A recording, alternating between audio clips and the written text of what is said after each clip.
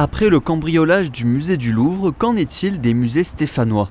Entre le musée d'art moderne et contemporain et le musée d'art et d'industrie, certaines œuvres ont de la valeur. Par exemple, un crucifix datant du XIIIe siècle ou des œuvres de peintres célèbres comme Manet ou Richter, valant plusieurs millions d'euros.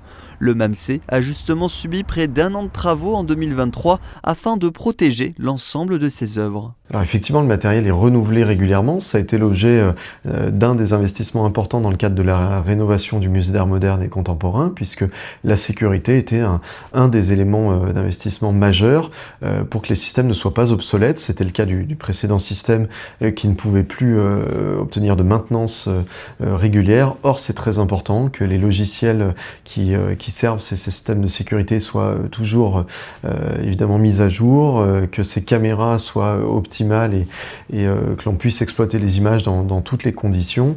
Évidemment, un lien direct avec la police. Et puis, c'est aussi une organisation en matière de ressources humaines. Nous avons une quinzaine d'agents qui est entièrement dédiée à cette question de sécurité, dans les salles, bien sûr, mais aussi à l'extérieur, avec des rondes régulières tout au long de la journée, tout au long de la nuit. Donc, c'est vraiment une sécurité optimale, même si, encore une fois, le risque zéro n'existe pas quand on n'a pas de bonnes intentions.